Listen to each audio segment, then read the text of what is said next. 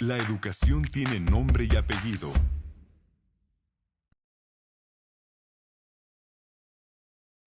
Jamás imaginamos el impacto por la pandemia de COVID. No estábamos preparados para aprender desde casa. Hoy, cerca de 38 millones de estudiantes se han visto afectados en México y las instituciones educativas enfrentan un reto de grandes dimensiones. En Ediciones Castillo tenemos el compromiso de acompañar a los colegios en esta nueva realidad educativa. Nos respalda la experiencia de capacitar cerca de 30,000 docentes anualmente y más de 40 años en el medio educativo. Conocemos los nuevos retos que están enfrentando, las plataformas de comunicación y los obstáculos que pueden llegar a tener para acompañar a sus alumnos de forma exitosa. Estamos para apoyarte. Castillo 360 es nuestra nueva solución para la nueva normalidad, donde maestros y directivos tienen acceso a los siguientes beneficios: libro digital, planeación docente, centro de evaluación, programa de actualización y capacitación, soporte técnico y el compromiso Castillo para apoyarlos en cualquier situación de enseñanza y aprendizaje. Con Castillo 360 fortalecerán su proyecto educativo para enseñar a distancia, en el aula o de manera mixta, asegurando la calidad educativa en su colegio y reiterando la confianza de los padres de familia y los estudiantes. Juntos, consolidaremos la participación de cada uno de los actores de su comunidad en la modalidad escolar en la que nos encontremos. Gracias por permitirnos acompañarte en este ciclo escolar. Castillo 360.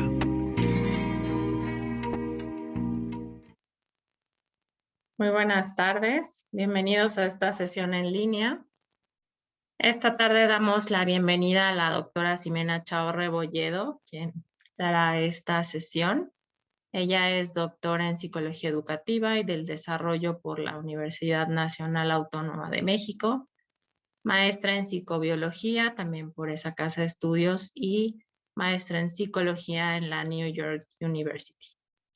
Coordina la especialidad en Educación Socioemocional en la Universidad Iberoamericana, en donde ha coordinado la licenciatura en Pedagogía y el doctorado en Educación, y profesora a nivel licenciatura y posgrado y distinguida con el mérito universitario. Ha sido asesora de la antes Coordinación General de Educación Intercultural Bilingüe, la Dirección General de Educación Superior para Profesionales de la Educación y la Dirección General para la Innovación y el Fortalecimiento Académico y la Dirección General de Desarrollo Curricular, todas de la Secretaría de Educación Pública.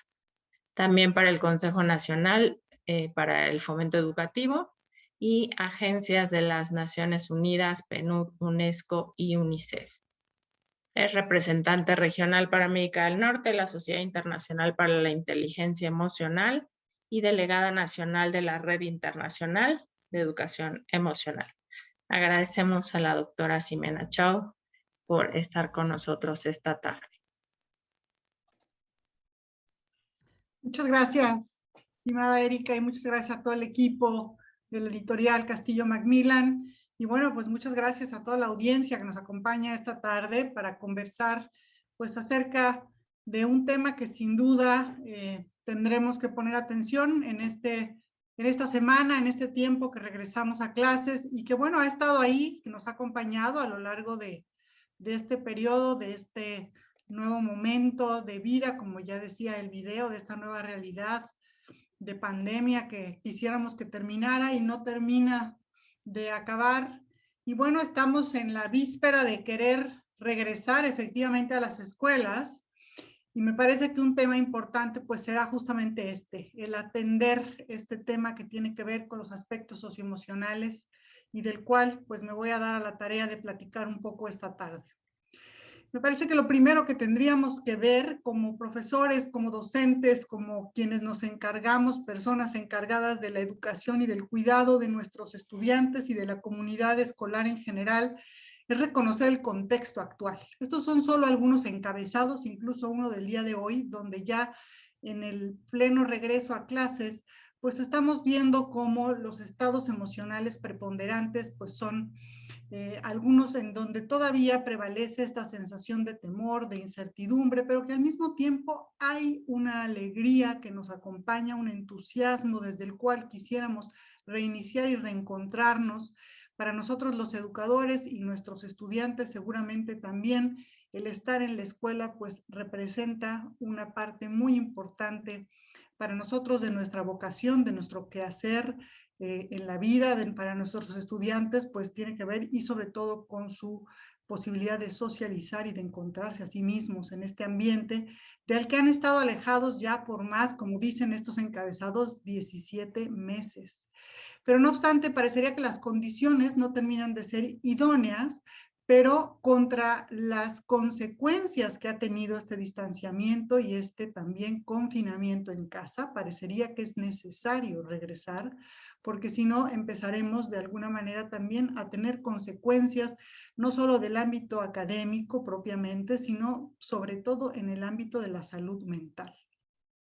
Les comparto que nosotros desde la Universidad Iberoamericana llevamos a cabo una investigación muy grande durante todo el año pasado y este año, en donde encuestamos a más de 300,000 docentes y estudiantes, y justamente algo que nos compartían es que en aquello en lo que se han sentido, vamos a ponerle así, menos bien, en aquello en donde se han encontrado con mayor desequilibrio, es precisamente en la estabilidad emocional. Parecería que logramos de alguna manera adaptarnos con cierta rapidez, con cierta eficacia al uso de la tecnología, y que logramos, de acuerdo también con estos docentes que entrevistamos, llevar a buen puerto toda nuestra programación curricular. Pero la parte emocional nos sigue de alguna manera acompañando desde esta mirada de temor, incertidumbre, ansiedad en algunos casos, y necesitamos atenderla. Necesitamos atenderla porque nuestros estudiantes también la están padeciendo. Aquí los estudiantes que encuestamos, tanto de primaria como secundaria y bachillerato, nos platican justamente que han vivido momentos de preocupación continua, de intranquilidad, situaciones de mucha tristeza, por supuesto miedo también, pero muy importante aquí algunos reportan también aburrimiento, por ejemplo. Y esto es sumamente importante porque los niños pequeños, sobre todo, expresan el estrés a través del aburrimiento, y necesitamos poner atención ahora que regresemos, ahora que estamos regresando a clase. Otras cuestiones que vemos que son importantes de atender son los hábitos y los ciclos, las rutinas que antes se llevaban antes de la pandemia con cierta regularidad, se han visto de alguna manera en disrupción, como la falta de sueño, la alimentación que no termina de recuperar sus tiempos y sus formas, un consumo bastante más amplio de comida chatarra, podríamos llamarle de esta manera, cuestiones que van también mermando el bienestar, para no mencionar las horas de sedentarismo que pasamos ahora en nuestros ordenadores frente al Zoom, o que pasamos durante los periodos anteriores, y que de alguna manera también han tenido una repercusión en nuestra movilidad y nuestra motricidad. Todo ello finalmente afecta el estado de bienestar. Y no solo los estudiantes, también los docentes han estado viviendo estas situaciones emocionalmente aflictivas, situaciones de emociones disfóricas, situaciones en donde nos gana por veces este desánimo, ¿verdad? De no saber hasta cuándo y hasta dónde vamos a estar en esta situación. Y en ese sentido, yo les invito a que pensemos que este desequilibrio entre lo que podríamos llamar factores de protección versus los factores de riesgo puede llegar sin duda a mermar el bienestar socioemocional. Si los factores de riesgo son más grandes o más recurrentes que los factores de protección, entonces el bienestar socioemocional disminuye, y al disminuir el bienestar socioemocional, al estar nuestro cerebro afligido, angustiado, viviendo momentos de estrés o de ansiedad recurrente, entonces deberíamos de preguntarnos si este puede aprender, es decir, si un cerebro afligido puede aprender.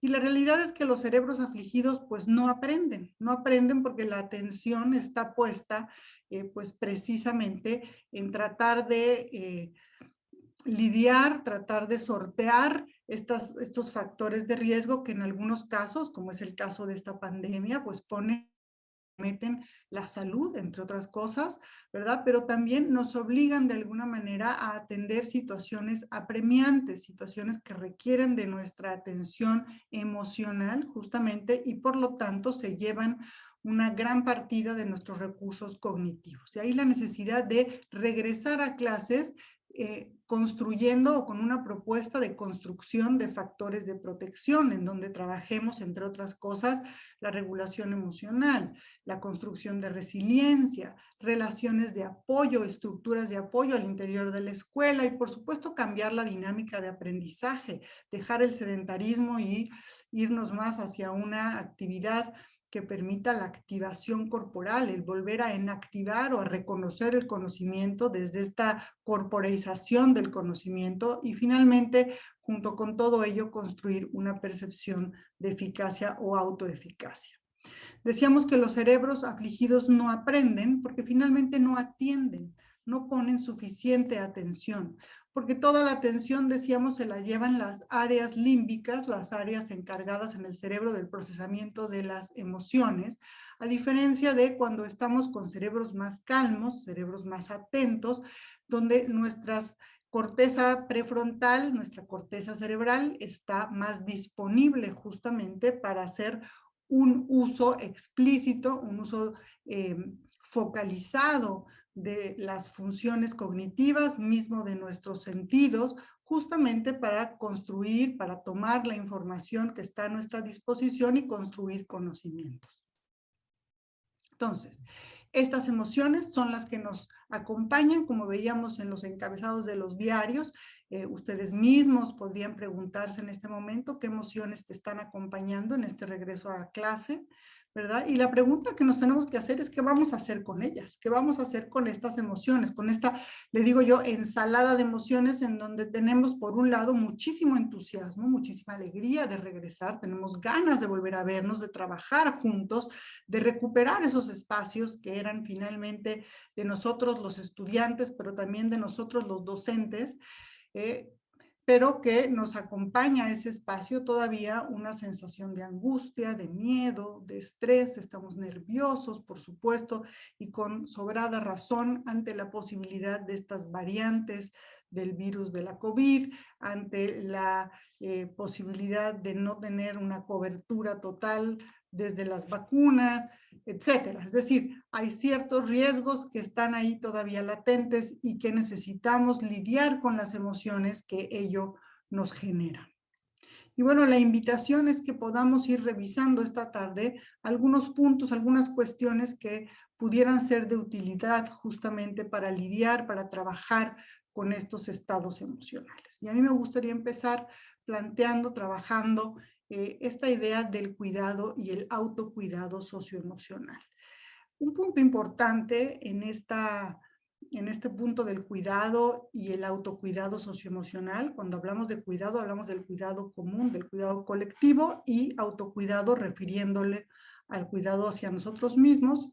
Y en ese sentido, un punto importante en esta idea de que los cerebros afligidos no aprenden, es que estos cerebros afligidos necesitan apoyo, regulación y apertura, porque como personas, tanto nuestros estudiantes como nosotros, en una situación de crisis, en una situación que continúa siendo una situación aflictiva, pasamos, oscilamos por momentos en donde requerimos más o menos apoyo o distintos tipos de apoyo. Entonces, claro, ahora en el inicio en clases, en el inicio en el regreso, podemos regresar muy entusiasmados, por ejemplo, los estudiantes, particularmente nuestros adolescentes, ¿verdad? De secundaria ya les surge verse.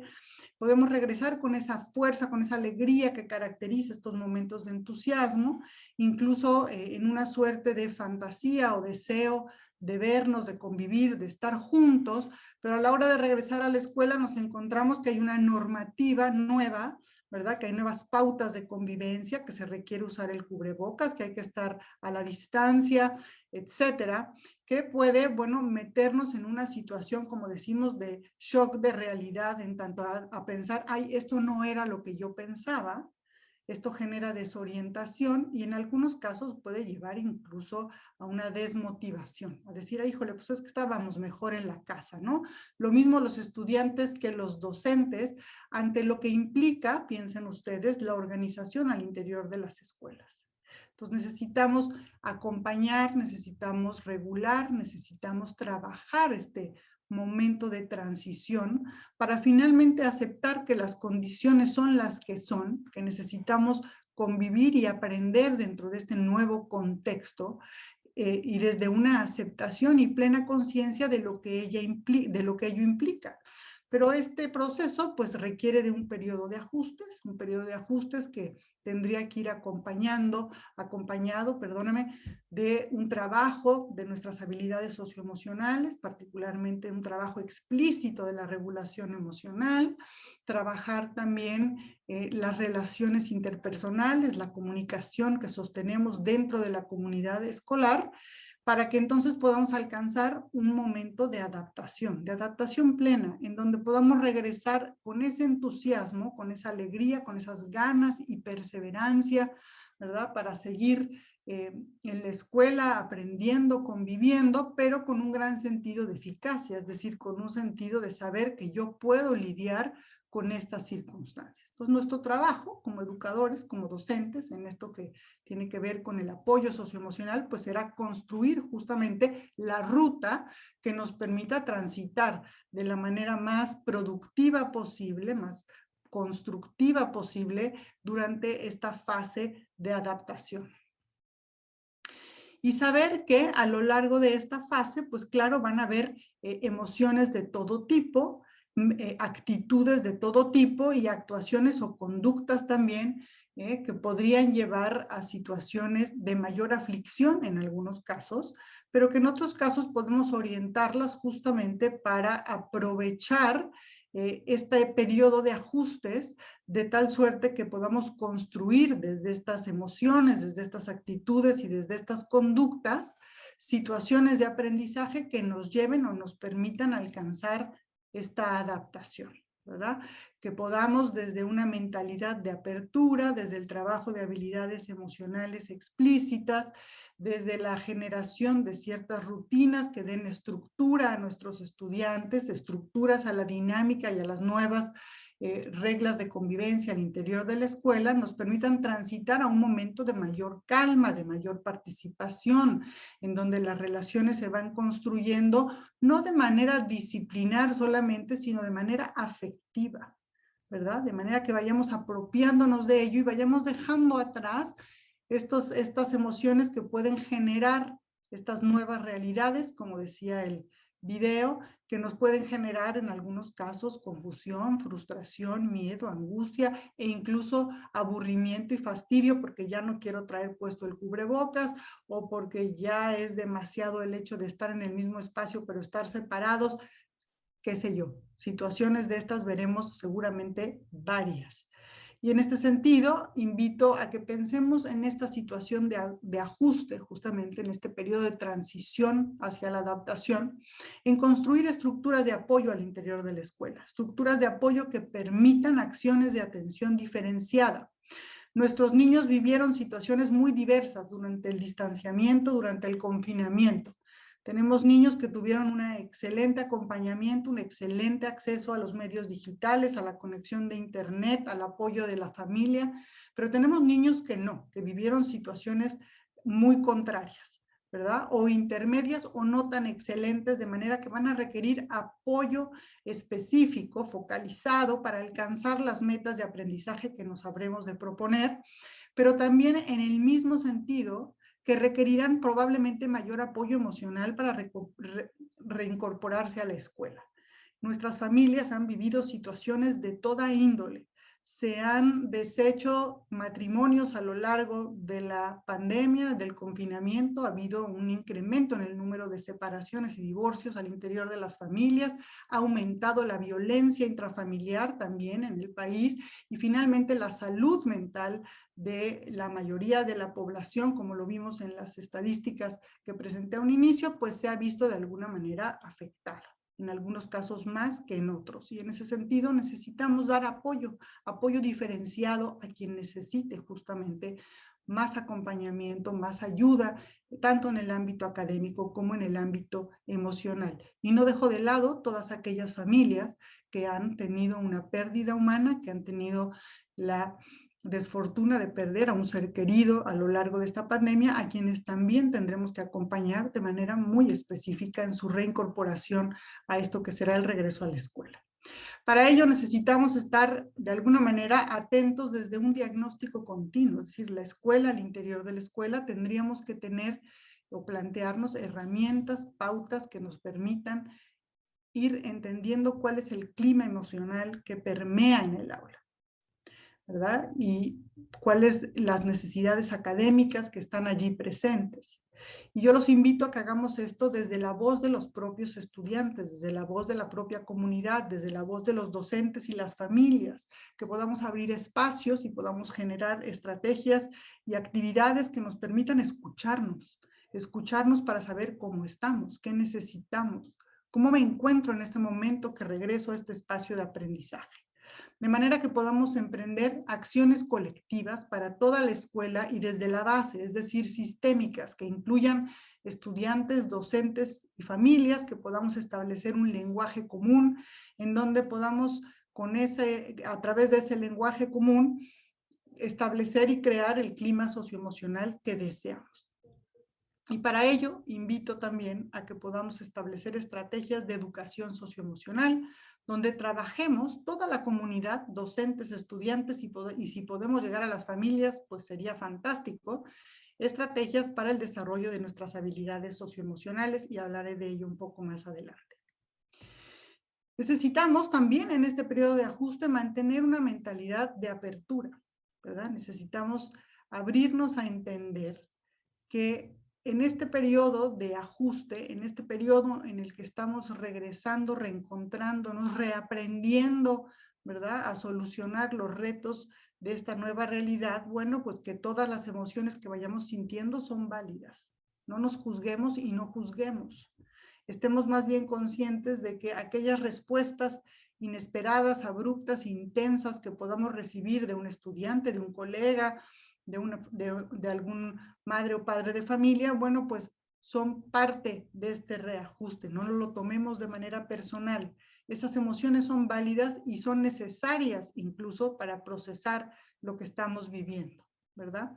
Sepamos que estas emociones van a pasar, estas emociones desagradables, esas emociones intensas van a pasar, todas las emociones son un proceso transitorio. Por ejemplo, nuestros estudiantes podrán estar en algunos momentos angustiados, incluso llorando, vamos a poder tener situaciones en la clase.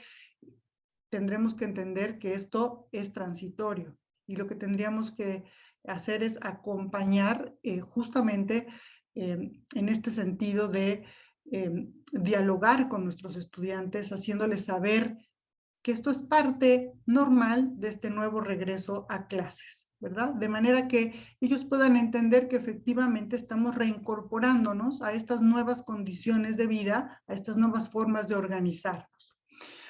Acompañar también en este ajuste a visualizar esta situación, este reto de estar bajo una nueva normativa, de usar cubrebocas, de lavarnos las manos, de no estar tan juntos, de convivir, sí, pero a la distancia. Bueno, pues verlo más como un reto, como la búsqueda de alternativas, incluso con la participación de los estudiantes, que como una amenaza.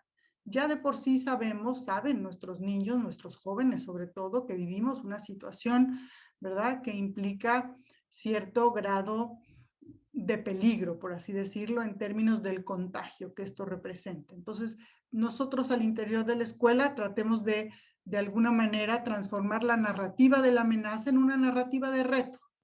Generemos retos, generemos una suerte de actividad que le permita a los mismos estudiantes apropiarse de las normativas que necesitamos llevar a cabo para salvaguardar la seguridad sanitaria. Y que bueno, este proceso requiere de adaptación y nosotros como docentes tendríamos que repetirnoslos constantemente, que la adaptación requiere de tiempo y que las cosas no sucederán de inmediato. Y en ese sentido también recordar que durante un periodo de transición es normal sentir emociones intensas, emociones incluso encontradas, ¿verdad? Paradójicas, es que ahorita estoy contenta, pero también estoy asustada, estoy emocionada, pero también estoy angustiada, etcétera. Y saber que todos estamos pasando por lo mismo. Nuestras familias, nosotros docentes, nosotros directivos, nosotros estudiantes. Sobre todo saber que ninguna emoción denota debilidad, no porque yo esté triste, angustiado, nervioso, conflictuado, estoy en una situación de debilidad o en una situación incorrecta, ni mucho menos, ¿verdad? Todas las emociones son válidas en este momento y necesitamos justamente darles espacio en este ajuste desde la apertura para que puedan expresarse. Y finalmente, saber que vamos construyendo experiencia a través de la práctica, ¿verdad? Y que la práctica se alimenta precisamente de la apertura y nuestra capacidad de flexibilizarnos, de saber que estamos aprendiendo a lidiar, por ejemplo, ahora con esta nueva modalidad híbrida. Ya nos habíamos acostumbrado a la distancia, ahora vamos a una nueva dinámica, ¿verdad? No sabemos qué implique, qué represente, estamos ensayando, la estamos poniendo en práctica en este momento y necesitamos mantener justamente una mentalidad de apertura para poder lidiar con estos retos que sobrevienen.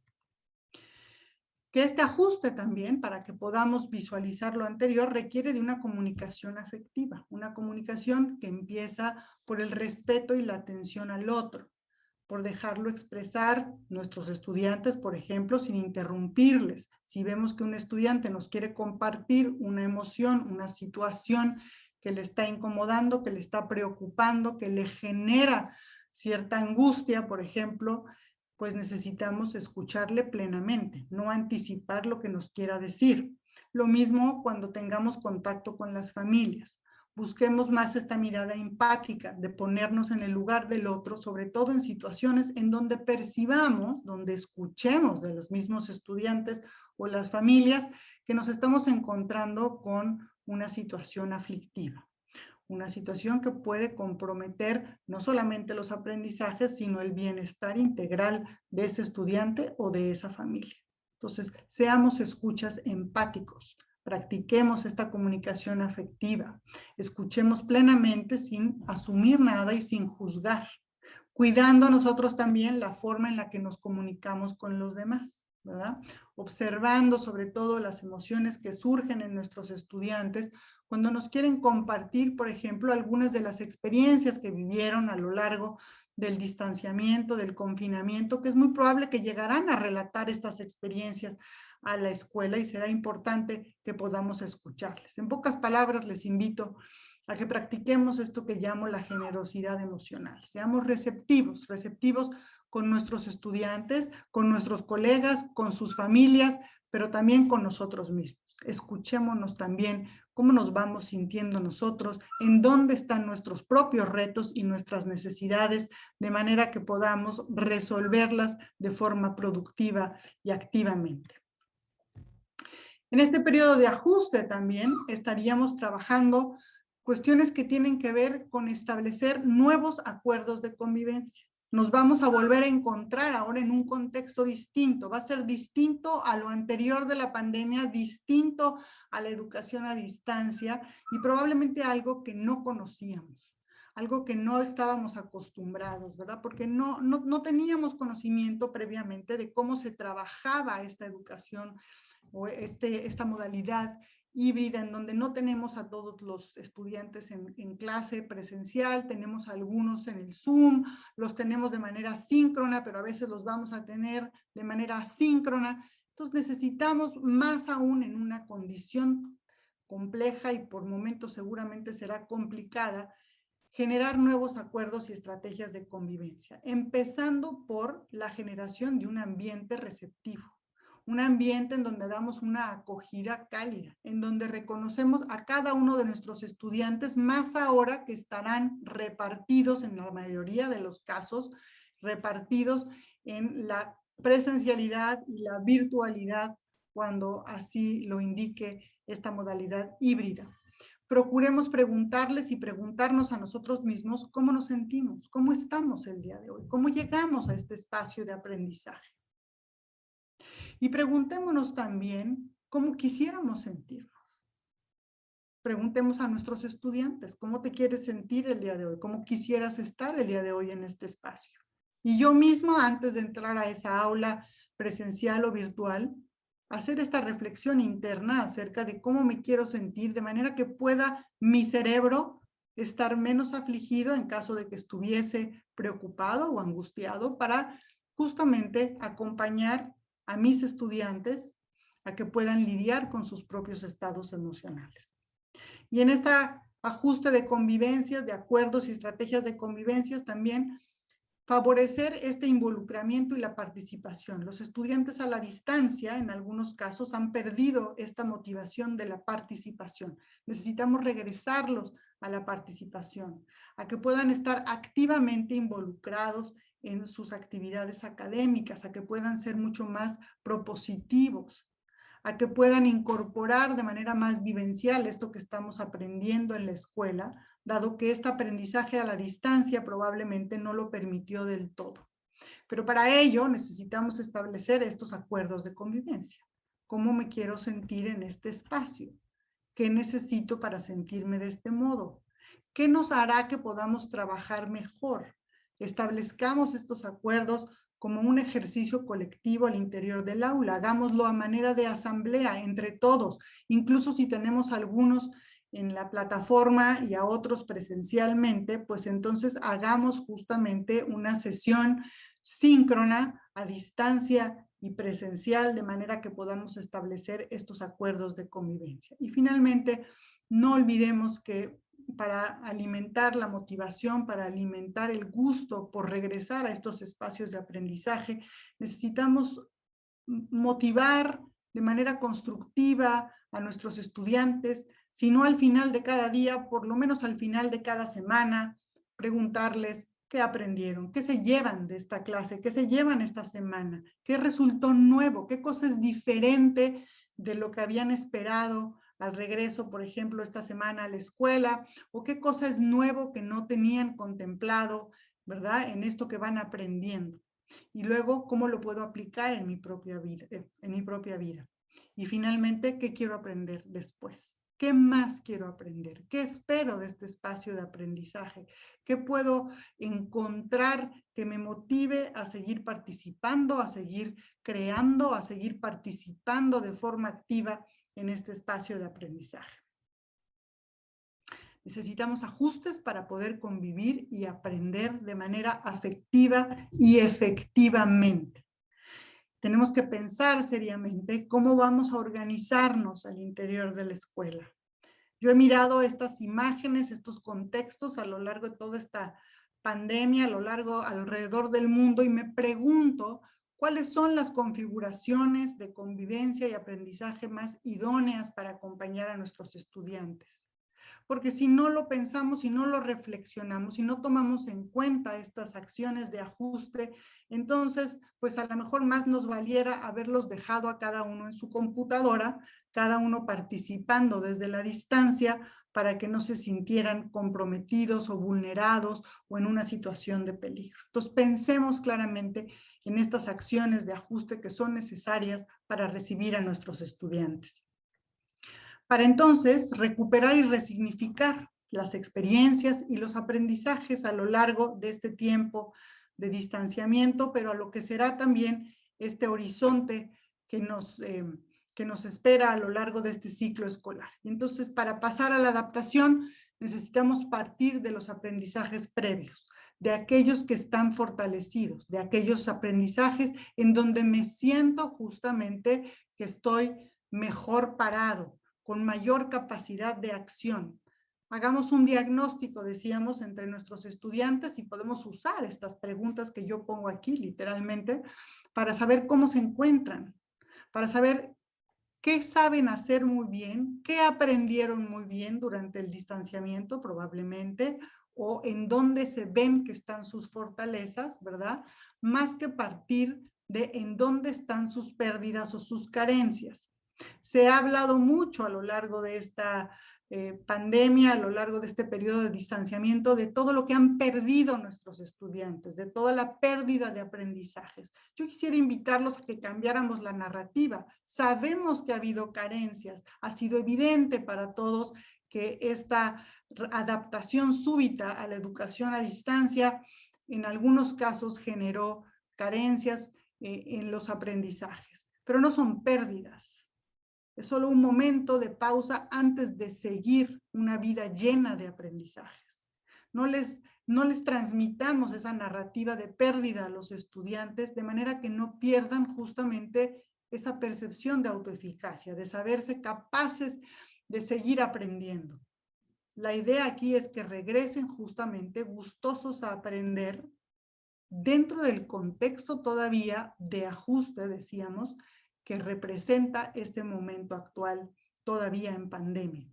Entonces, recuperemos ese sentido de autoeficacia desde una pregunta muy sencilla.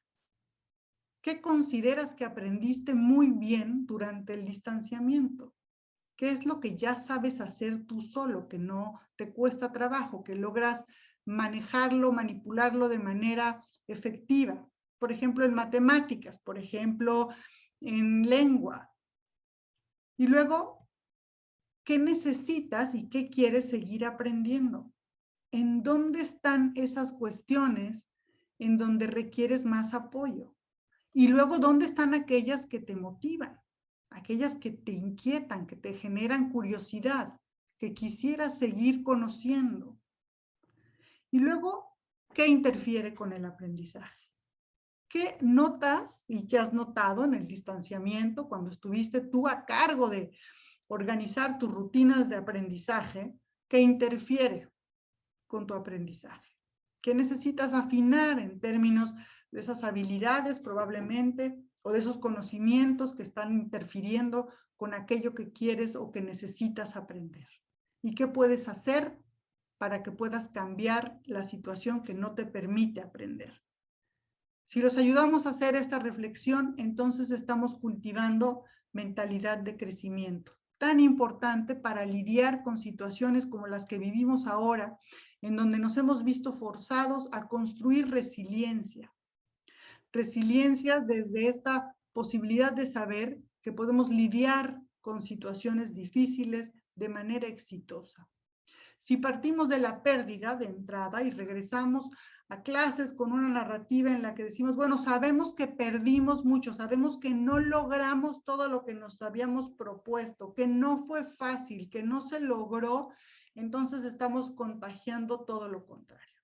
Lo que queremos ahora en el regreso a clases y hacia el futuro de estos estudiantes de todo nivel, quiero decirles incluso los que trabajamos con universitarios, es cultivar esta percepción de eficacia, motivarlos a seguir estudiando, a seguir aprendiendo a pesar de las circunstancias aún inciertas y mentalidad de crecimiento, ¿verdad? Cultivar esta mentalidad de crecimiento que nos permita saber que a pesar de la adversidad, a pesar de que no lo sé todo o que no todo está aprendido de la misma manera en este momento, puedo seguir aprendiendo y reconozco qué necesito y cómo puedo justamente lidiar con aquello que necesito seguir aprendiendo. Pero adaptación también a nosotros como docentes, a nosotros como escuela, nos implica priorizar y cuidar la demanda académica. Implica, en otras palabras, priorizar el currículo. Ahora que van a estar en modalidad híbrida, sabemos que necesitamos hacer una ponderación acerca de qué es lo más importante que nuestros estudiantes deben de trabajar. ¿Qué es lo que pone en riesgo la evolución de los aprendizajes en el trayecto educativo global, en el proceso de desarrollo de nuestros estudiantes? Esta pregunta es fundamental para el Colegio de Profesores. ¿Cuáles son esos conocimientos y esas habilidades que son transferibles y que se pueden y se deben llevar a lo largo del trayecto formativo? ¿Cuáles son los básicos indispensables? ¿Cuáles son los aprendizajes claves? Si llegan a una lista muy larga de aprendizajes claves, es que son demasiados y no son entonces los básicos indispensables. Pensemos ahora que para poder justamente crecer y fortalecer el aprendizaje que hemos tenido a lo largo de estos 17 meses de distanciamiento, necesitamos quizá más profundidad y menos relleno. Necesitamos profundizar más en aquellos conocimientos y habilidades que se llevan a lo largo del trayecto escolar, que no se pueden, por así decirlo, posponer, porque entonces no transitaríamos por ese hilo evolutivo que es el trayecto educativo. Y finalmente, es importante reconocer cuáles son los más básicos e indispensables, porque lo que no queremos es diluir los aprendizajes en prácticas memorísticas y repetitivas. Lo que queremos es que nuestros estudiantes construyan y consoliden aprendizajes, ¿verdad? Que no se tenga que reducir esta carrera contra el currículo de querer recuperar a toda costa los contenidos, las definiciones, los conceptos, etcétera, ¿verdad? Y mermar la construcción de aprendizajes simplemente por aglutinar información que finalmente, como dicen después los estudiantes, nada más nos sirve para pasar el examen. Necesitamos más que nunca en este periodo de regreso darnos el tiempo para aprender. Y el tiempo requiere justamente priorizar y cuidar la demanda académica. ¿Qué es lo más importante? ¿Qué es lo que los estudiantes necesitan fortalecer para continuar con su trayecto académico? Porque en esta adaptación curricular va de por medio también la demanda académica, que finalmente interfiere con esta cuestión que es el estrés. Así como nosotros, cuando se nos carga la mano los docentes de actividades, como fue a lo largo de este confinamiento, este distanciamiento, donde tuvimos que ser docentes de nuestro grupo, de nuestros hijos, y tuvimos que lidiar también con cuestiones de la vida doméstica, pues, y se nos subió el estrés, como lo vimos en las estadísticas al inicio, pues igualmente ahora, al regreso a clases, necesitamos cuidar ese estrés. Saber que el estrés es inevitable, está en el proceso del aprender, pero que no es lo mismo el estrés que genera la curiosidad, esas ganas de saber, de investigar, de resolver el reto, el enigma, que el estrés que genera la angustia por no poder cumplir con la carga académica, con la demanda, ¿verdad? Con la forma en la que se comunica incluso el aprendizaje. Todo aprendizaje, todo proceso de aprender implica cierta tensión cognitiva y emocional. Esa es necesaria incluso, porque si no, entonces es aburrida. Si no hay cierta tensión, cierta inquietud, cierta sorpresa, curiosidad, ganas por aprender, entonces vuelve aburrido, desmotivante. Pero demasiada tensión, demasiada carga, demasiada acumulación, decíamos, de contenidos, entonces a lo mejor va a generar también una carga innecesaria de estrés, una donde ya no se percibe el aprendizaje como un reto productivo, sino más bien como una situación de desequilibrio, de amenaza, en donde estaríamos no solamente comprometiendo los aprendizajes, sino y sobre todo comprometiendo la salud. Y por eso pusimos el contexto previo, para saber cómo estábamos, cómo nos encontrábamos. Y necesitamos saber que ya venimos de una situación de estrés previo y que por lo tanto necesitamos cuidar que este no incremente. Necesitamos trabajar de manera estratégica, decíamos, priorizando ese currículo justamente para adaptar también en ese sentido la regulación del estrés. El de los estudiantes, pero el nuestro también. Yo también como docente necesito regular ese estrés al hacerme más estratégico, mucho más profundo y menos aglutinante en cómo voy a desenvolver mi programa de clase este semestre. Y bueno, finalmente adaptar también implica ejercitar las habilidades socioemocionales, como decíamos, para regular ese estrés, para regular esas emociones aflictivas con las que podríamos llegar, ¿verdad?, al contexto de la escuela, pues tendríamos que ejercitar nuestras habilidades emocionales, y estas habilidades socioemocionales inician por reconocer, como decía yo hace un momento, cómo te sientes, cómo me siento yo como docente, cómo se siente el grupo, cómo están el día de hoy. Y podemos usar instrumentos como este que pongo aquí en la pantalla. Este se llama el gráfico de las emociones, en inglés el Mood Meter, desarrollado por la Universidad de Yale, que lo que nos ayuda a entender es que las emociones se pueden clasificar como emociones de bajo o alto nivel energético. Hay algunas emociones que me hacen sentir muy exaltado, otras me hacen sentir más calmo, o incluso me hacen sentir languidez, totalmente así como dicen, apachurrado, y que también se pueden clasificar en términos de qué tan agradables se perciben. Y entonces tengo emociones que se perciben muy agradables, con alta intensidad o baja intensidad, o emociones que se perciben con baja intensidad y poco agradables, o alta intensidad y poco agradables. ¿Por qué me importa conocer estas emociones y saber cómo me siento, en dónde me encuentro en este gráfico? Por dos cuestiones. La primera es porque aprendo a nombrarlas. Aprendo a diferenciar el estado de frustración del estado de irritación. Ambos generan una sensación similar, pero responden a circunstancias distintas. Entonces, me alfabetizo en cuestiones emocionales. Y la segunda es porque las emociones generan disposiciones conductuales, cognitivas, actitudinales, afectivas y relacionales distintas. No es lo mismo en un estado de agitación y desagrado disponer la conducta para estar agresivo que para estar decidido. Y ambos estados conductuales y actitudinales corresponden a ese nivel de energía, a ese nivel de activación emocional. Entonces es importante hacer la pregunta, saber cómo me siento, para orientar y expresar las emociones de manera productiva, de manera que no lastimen a uno mismo ni a los demás, de manera que las acciones, en lugar de ser destructivas, lastimosas, pues sean propositivas y productivas.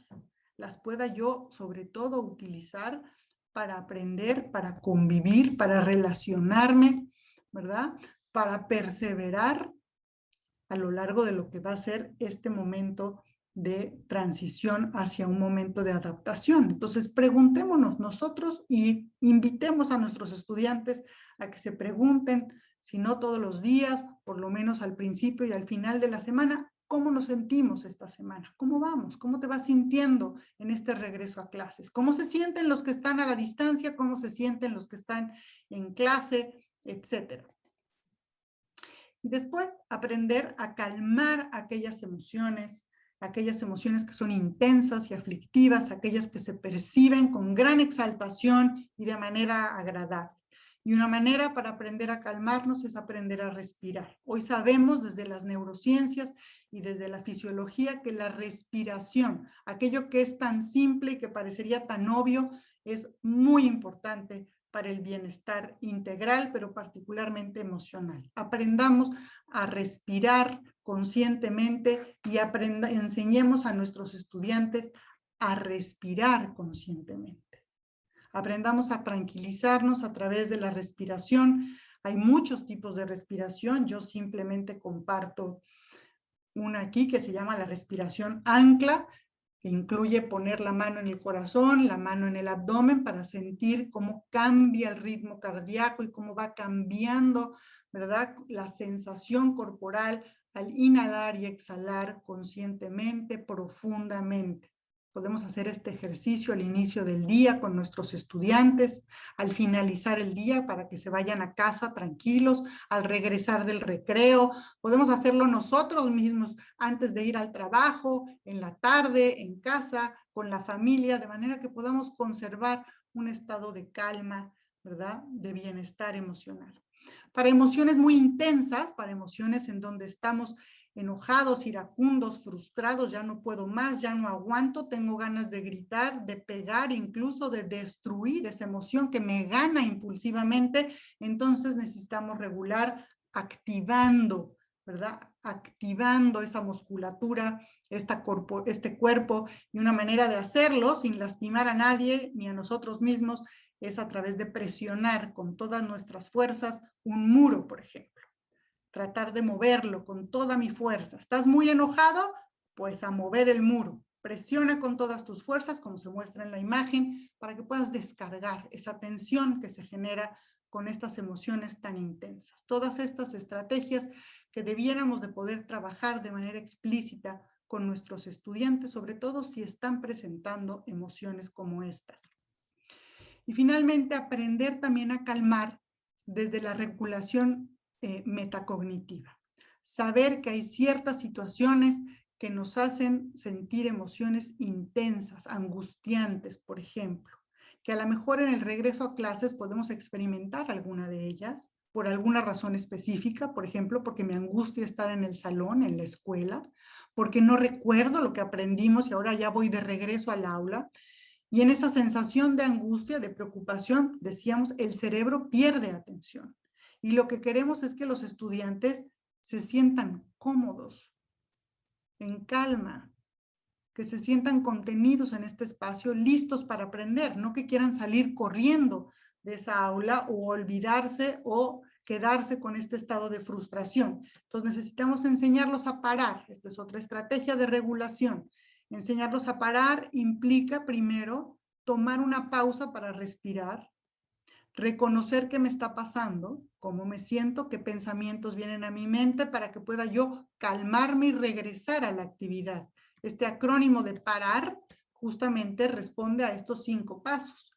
Cuando te empieces a sentir muy angustiado, cuando empieces a sentir que ya no te sientes cómodo, que no estás en una situación de calma justamente para estar aprendiendo, conviviendo, entonces aprende a parar antes de reaccionar, de manera que puedas calmar y reconocer cómo te sientes. Y podemos calmar con todas las estrategias previas que vimos hace un momento, para entonces, una vez calmados, poder reconocer qué te pasa, qué puedes hacer, qué necesitas, puedo yo preguntar como docente, para sentirte mejor en esa escucha afectiva, ¿verdad? Más que dar instrucciones, hacer preguntas, ¿qué necesitas? ¿Qué puedo hacer por ti?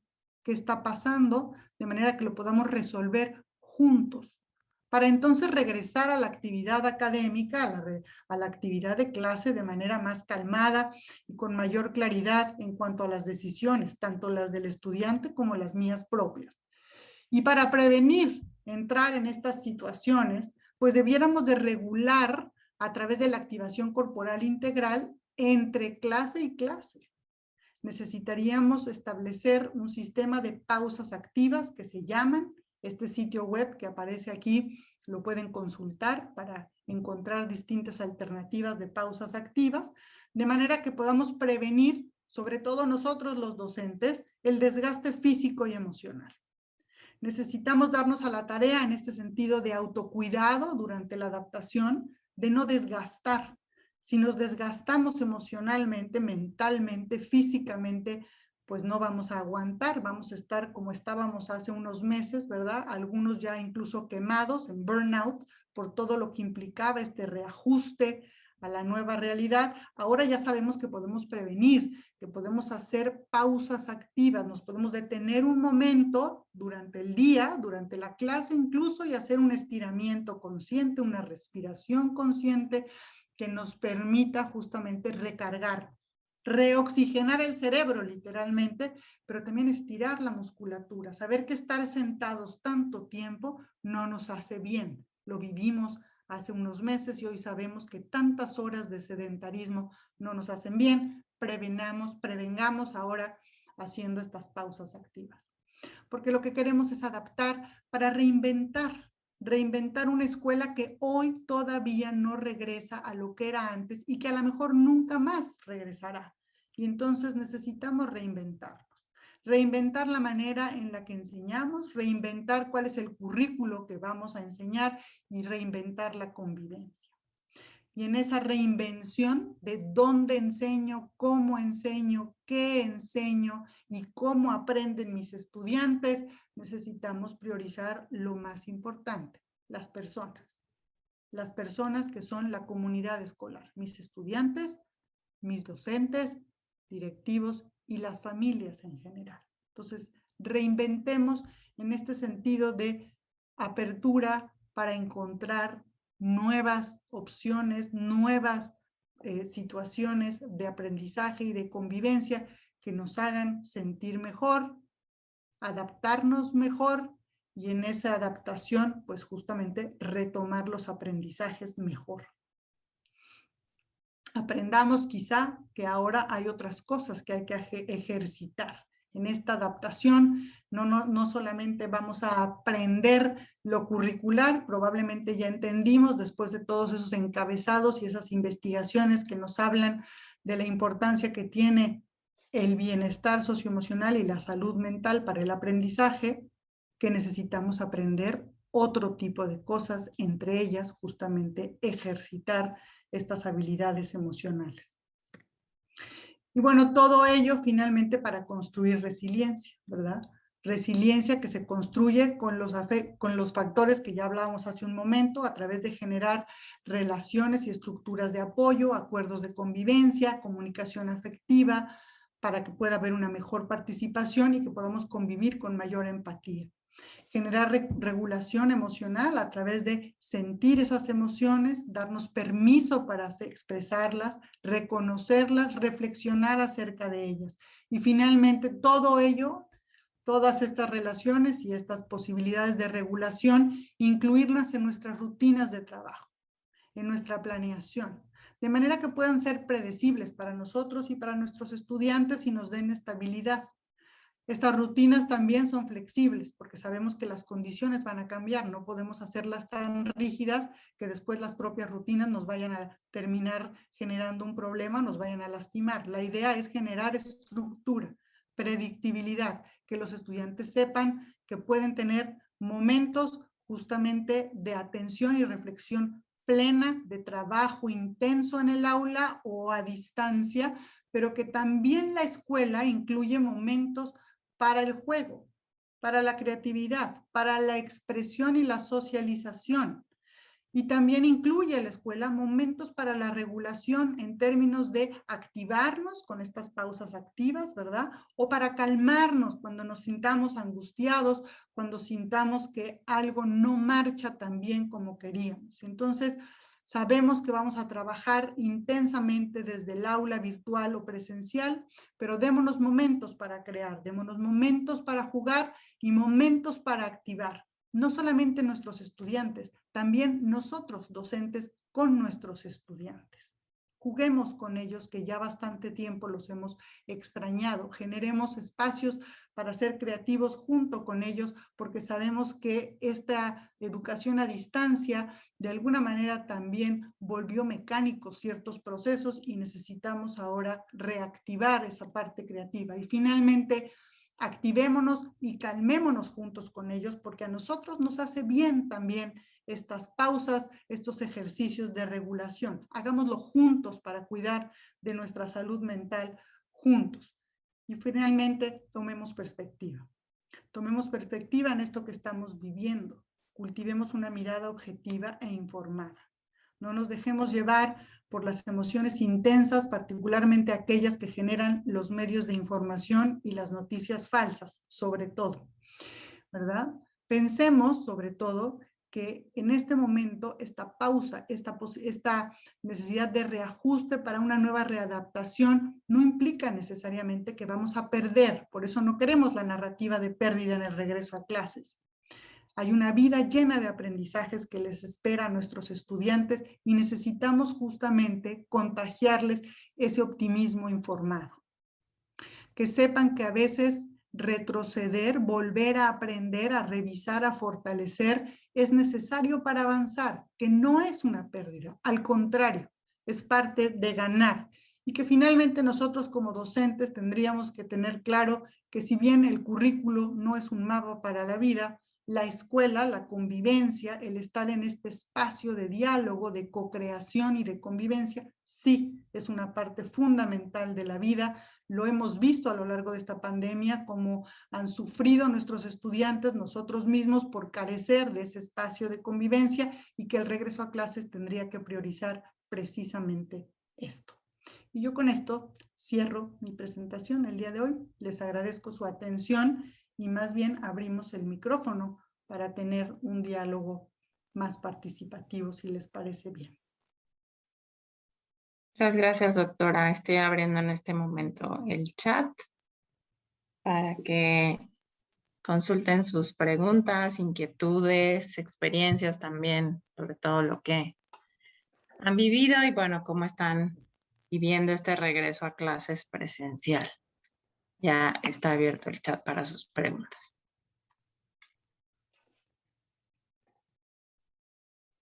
Aquí ya yo abrí el chat también para leerlas.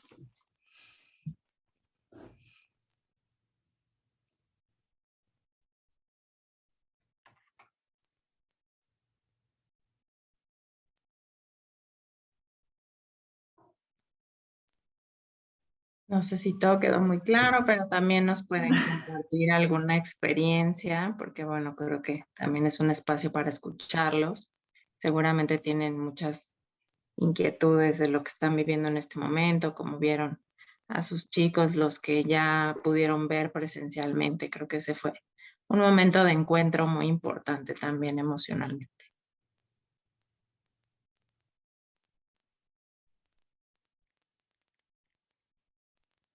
Ya por ahí algunos comentarios, doctora, no sé si quiera leerlos. Sí, por aquí me dicen que las pausas serán sin duda una estrategia para reorganizar la atención. Totalmente, yo sí las invito a que utilicen las pausas activas. Hay una colección grande, hay muchas herramientas que existen en este campo de las pausas activas para que podamos justamente llevar la clase de manera mucho más activa, que podamos no saturar ni la atención ni la emoción, y que nos podamos dar tiempo para aprender. La maestra Blanca nos pregunta, cuando un niño menciona estoy aburrido, ¿cómo hacer que esto no tenga una connotación negativa? Muy bien. Yo decía hace un momentito, en los niños pequeños particularmente, el aburrimiento es una señal de estrés. Entonces hay que entender qué es lo que está estresando a este niño. Entonces, por ejemplo, podría ser que está percibiendo estrés en la falta de comprensión que tiene acerca de lo que está pasando. Ese podría ser un motivo, pero el otro podría ser que es muy fácil lo que están haciendo y entonces al revés, está estresado porque se está teniendo que contener en un espacio en donde no está haciendo nada que perciba como entusiasmante, como agradable. Esto le genera entonces una resistencia de tener que estar ahí poniendo atención, prestando literalmente su energía para estar en un espacio en donde ya no está aprendiendo nada nuevo. Entonces necesitamos entender qué es lo que le estresa. ¿Es una situación aflictiva? ¿De qué tipo? ¿Cuál es la situación que nos está llevando allá? Por eso decía yo, necesitamos darnos a la tarea de tener una propuesta diferenciada. Si algo es demasiado difícil porque no tuvieron suficiente apoyo en casa, por ejemplo, para darle seguimiento a los aprendizajes, necesitamos dar recursos nosotros para continuar con esos aprendizajes. Al revés, si ahora estamos retomando desde algo muy fácil, porque queremos de alguna manera fortalecer lo que algunos estudiantes no lograron comprender, pero para algunos estudiantes esto ya no tiene mayor problema, ya lo lograron comprender, ya lo aprendieron. Bueno, pues entonces a estos estudiantes necesitamos proveerles, necesitamos acompañarles con otro tipo de recursos, de manera que no los tengamos aburridos, literalmente no los tengamos estresados. Nos pregunta la maestra Estefanía, ¿cómo implementar el desarrollo socioemocional en un aula multigrado? La educación emocional se puede trabajar de manera multigrado. De hecho, la podemos trabajar niños y adultos, incluso en un mismo espacio, porque finalmente lo que nos guía básicamente pues son las mismas pautas. Por supuesto que no vamos a buscar profundizar con la misma intensidad en una edad que en otra, porque los momentos del desarrollo son distintos. Pero yo invitaría, por ejemplo, a la maestra Estefanía a que pudiera pensar una adecuación de esta educación emocional, empezando desde esta literacidad o alfabetización emocional en esta aula multigrado, a ver cuántas emociones pueden nombrar algunos y otros de los estudiantes, cómo las pueden caracterizar unos y otros, de manera que se complemente la experiencia de los más grandes con los más jóvenes, a que puedan también representar las emociones estos jóvenes y los más pequeños a través del arte, por ejemplo, y esto dará distintas representaciones que seguramente van a alimentar la representación de unos y otros. Las estrategias de regulación las podemos hacer con todos, con grandes y con chicos. Podemos trabajar prácticas de respiración con unos y con otros, podemos trabajar el reconocimiento de situaciones que nos hacen, por ejemplo, entrar en situaciones aflictivas, en situaciones de enojo, de miedo, de angustia, de estrés, preguntárnoslos a ti qué te genera estas emociones, se van a escuchar entre todos y después buscar estrategias de regulación. ¿Tú qué haces cuando te enojas? Y ahí otra vez los más grandes podrían dar ejemplos que pudieran de alguna manera retroalimentar a los pequeños o los pequeños sorprender a los más grandes con respuestas que les recuerdan a los más grandes que cuando eran pequeños, cuando se enojaban, podían recurrir a recursos que ahora, que son más grandes, ya no utilizan y que les eran efectivos. Se puede trabajar sin ninguna dificultad. Maestra, yo la invito a que como dicen, se eche un clavado a los materiales que están a disposición de todo público en el sitio de la Red Internacional de Educación Emocional y Bienestar. Ahí hay. Castillo tiene un montón de materiales, hay una serie muy bonita que hizo sobre educación emocional también, de manera que se puedan combinar las actividades con unos y con otros, de una edad y otra, y después retroalimentarse mutuamente. Gracias. Pues algunos comentarios también. La maestra Sheila, he visto este inicio a los chicos un poco más acostumbrados a la manera de trabajar en línea. La maestra Guillermina, yo veo a las mamás con ansiedad, miedo, sobre todo con los pequeños de primer grado. Este es un punto muy importante, si me permites, Erika, retomarlo. Sí. Es cierto. Las mamás, algunas vamos a mandar a nuestros hijos con cierto miedo a la escuela, en general, en general, no solo de primer grado. Y necesitamos por eso generar ambientes de acogida, ambientes donde reconozcamos a cada uno de nuestros estudiantes para que ellos puedan calmarse a pesar de venir con este contagio emocional desde casa. Ahora, los de primer grado, este sí va a ser un tema muy importante. Los alumnos de primer grado eran alumnos de preescolar antes de la pandemia. Estaban empezando su preescolar. Estaban empezando este proceso de desapego para poderse quedar en la escuela gustosos, sin extrañar la casa, y de repente los regresamos a la casa súbitamente. Y han estado en casa creciendo esa etapa del preescolar, que es justamente la etapa en la que aprendemos a contenernos, a autocontenernos en la escuela, como individuos autónomos, emocionalmente incluso autónomos, sin la necesidad de estar de tiempo completo con nuestros padres. En este momento, nuestros pequeños de primer grado van a reaprender esa situación de desapego. Y la situación de desapego le afecta tanto a los hijos como a las madres y padres de familia. Quien haya llevado a sus hijos a la escuela por primera vez sabe lo que se siente dejar a una hija, a un hijo en la escuela por primera vez.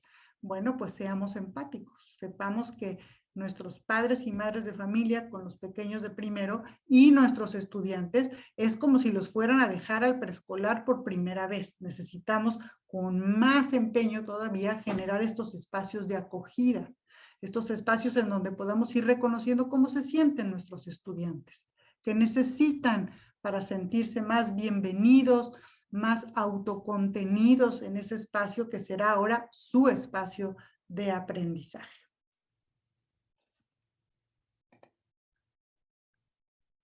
Sí, justo he hecho por ahí una pregunta de la maestra Marina. ¿Cómo trabajar en este tema con niños de preescolar? Porque muchas veces no saben expresar sus emociones, ya con más chiquitos.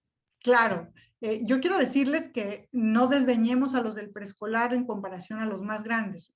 Normalmente las personas adultas también cuando nos preguntan, y bueno, ¿y cómo te encuentras hoy? ¿Cómo te sientes? Decimos, bien, mal. Y el más común dice, mazo, ¿no?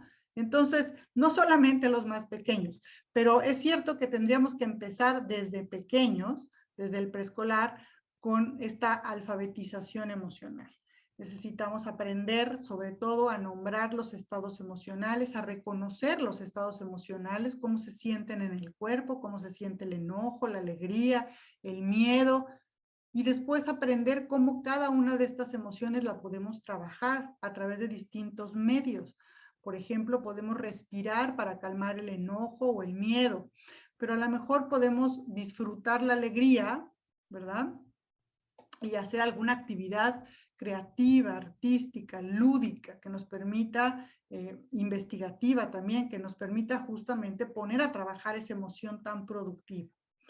Que podemos también aprender a generar nuestras propias estrategias para calmar las emociones aflictivas y que no necesariamente son iguales a las de los demás. Entonces podemos empezar a trabajar con los pequeñitos del preescolar, que nos ayuda para sentirnos mejor, para regresar a ese estado de calma y de sensación de bienestar. ¿Qué te ayuda? A lo mejor a ti te ayuda a salir a caminar un poco, a lo mejor a ti te ayuda a escuchar música o dibujar o hablar con una persona. Esta es la misma idea para los más grandes, pero con menor profundidad y complejidad.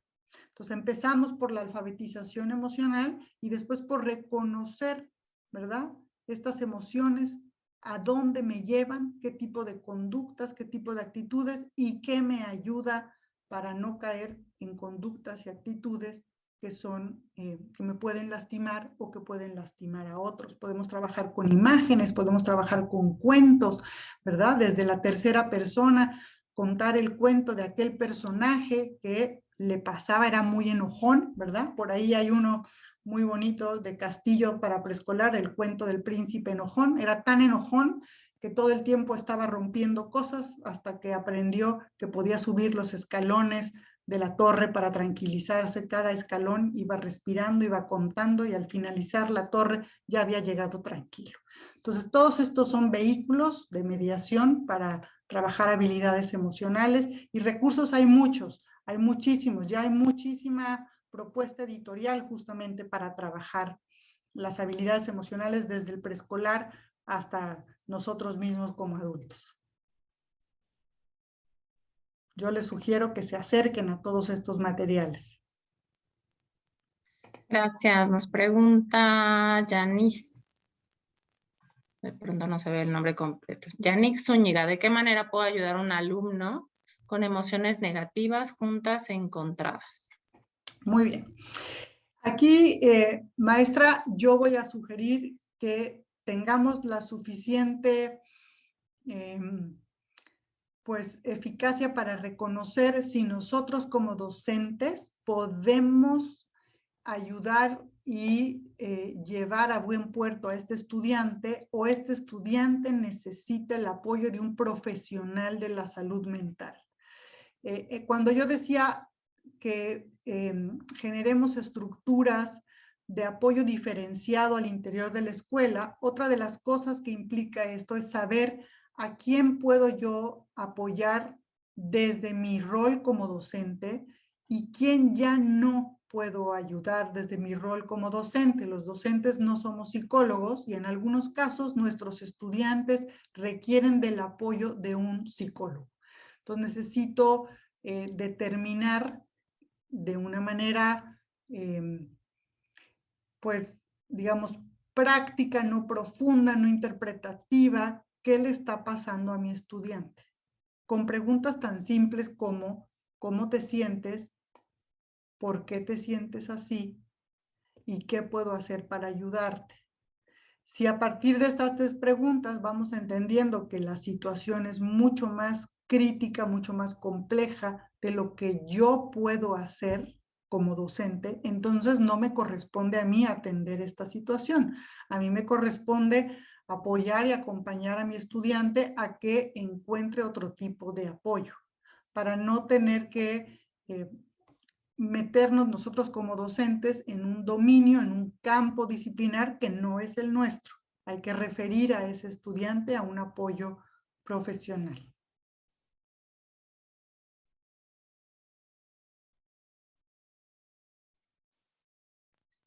Preguntan también cómo involucrar más a los padres de familia en este regreso a clases, sabiendo que las emociones tienen un papel importante en el desarrollo de sus hijos. Es bien importante establecer esta narrativa conjunta con las familias. Necesitamos incluirlos desde el primer día, necesitamos generar un lenguaje común. Si vamos a trabajar educación emocional en la escuela, si vamos a trabajar, por ejemplo, alfabetización emocional, regulación emocional, de manera explícita necesitamos hacérselo saber a nuestros papás, explicar claramente qué vamos a trabajar, cómo lo vamos a trabajar, de manera que ellos puedan ser partícipes, de manera que los podamos involucrar en esa educación, en esa práctica. Y lo que queremos es que lo que aprendemos en la escuela se pueda también o encuentre también un significado en casa, de manera que pueda haber una retroalimentación positiva de esos aprendizajes. Entonces necesitamos convocar a los papás explícitamente, ¿verdad? Platicándoles qué vamos a hacer, cómo lo vamos a hacer, en qué consiste, para que los papás puedan estar activamente presentes dentro de ese proceso de aprendizaje.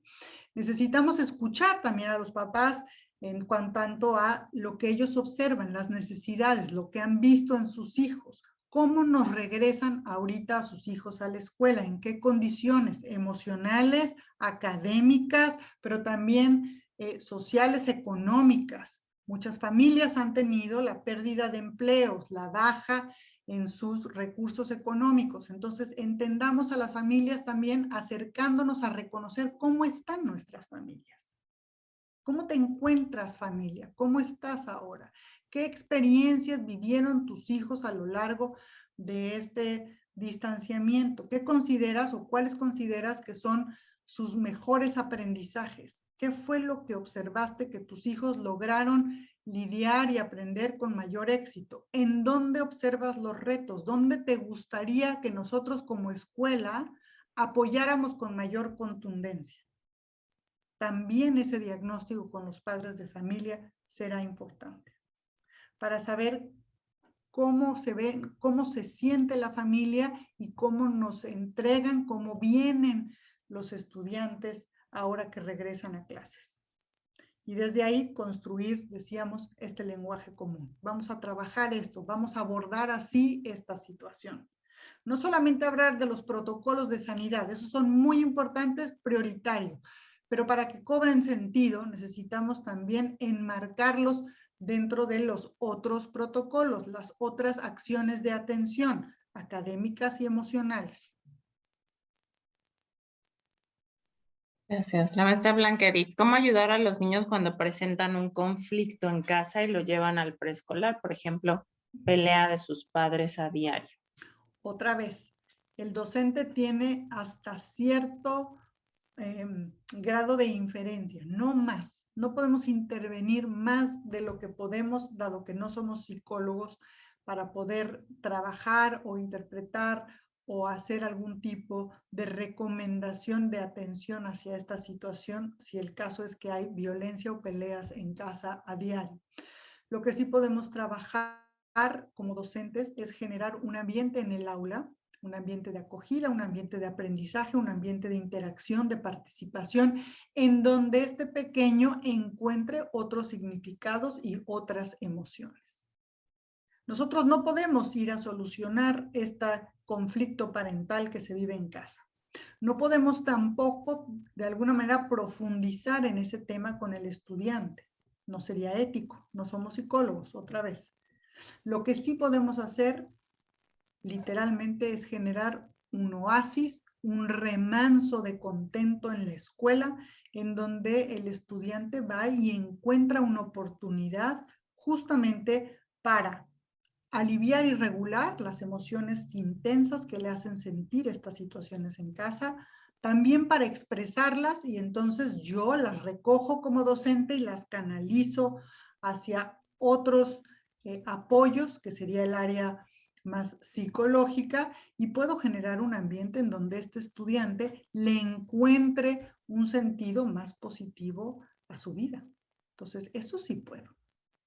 Eso sí, eso está en mi cancha. Yo soy un docente que puede generar ambientes participativos, positivos, creativos, en donde mis estudiantes que viven situaciones difíciles en casa encuentran otro significado.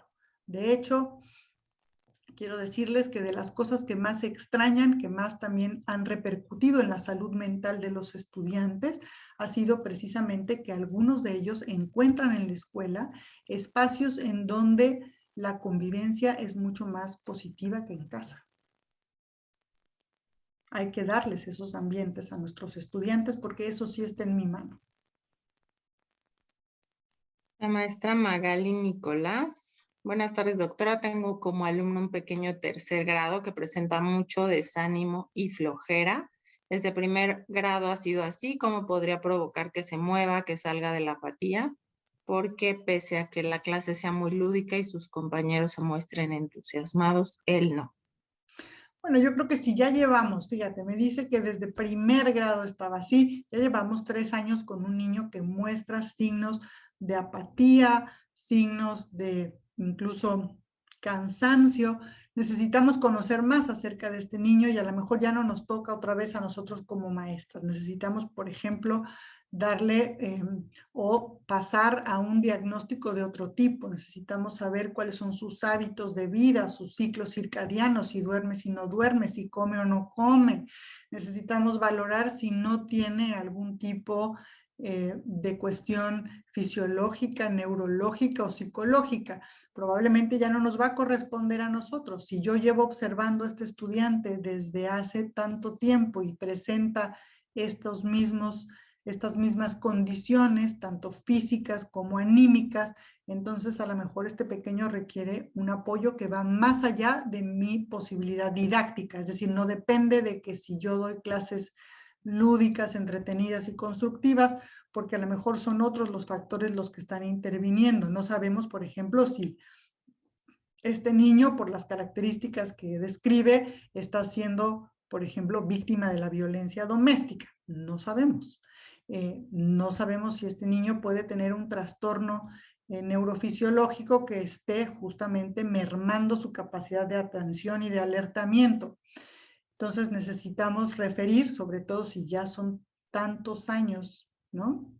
Los que llevamos observando esta conducta, necesitamos referir a este pequeño con un especialista.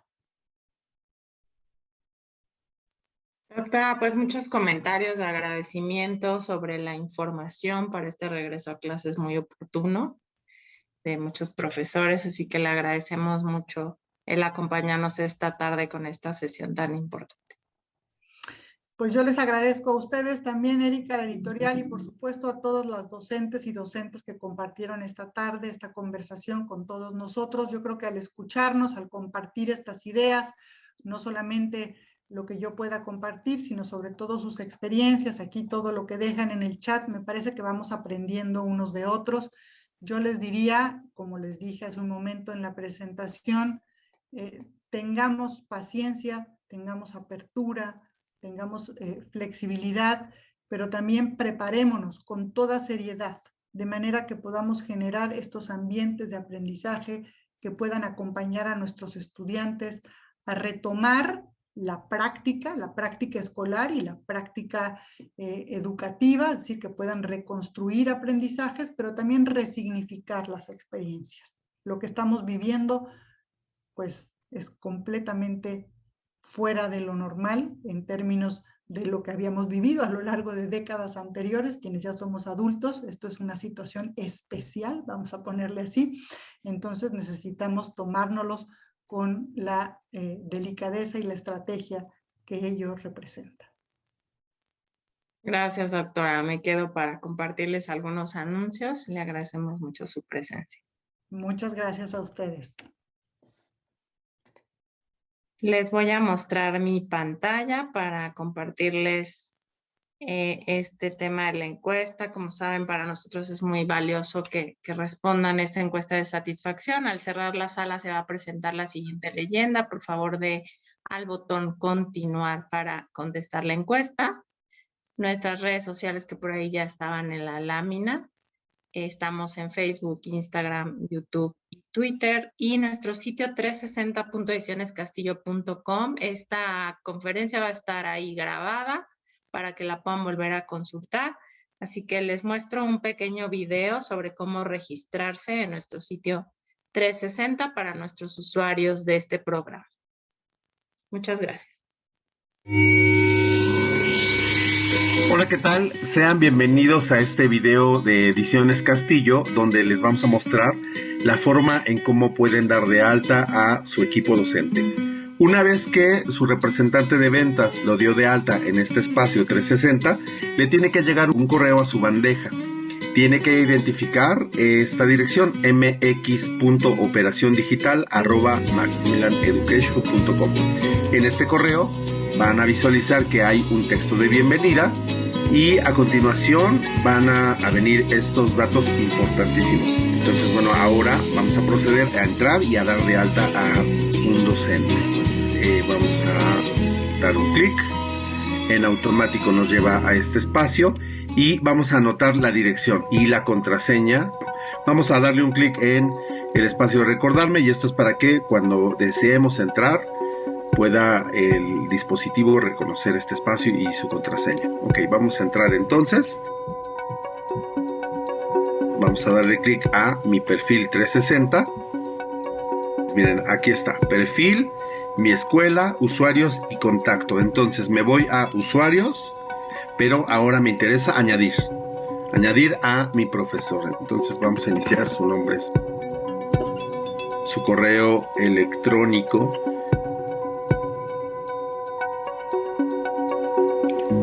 su teléfono,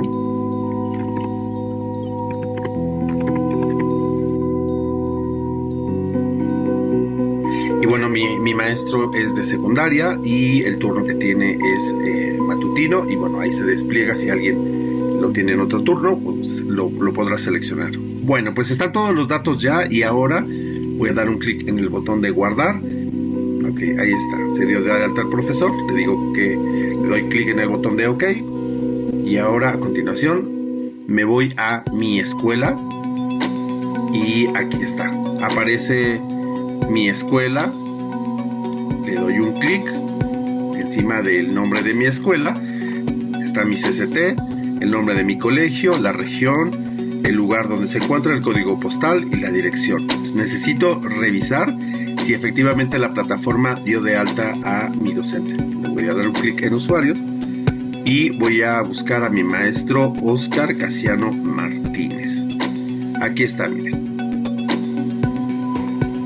Ahora, cuando nosotros hacemos este proceso, a nuestros docentes le tiene que llegar un correo, igual, de la misma forma en que me llegó a mí como directivo. Bueno, pues este es el proceso que tenemos que seguir. Esperamos que esta información sea de utilidad. Muchas gracias por su atención.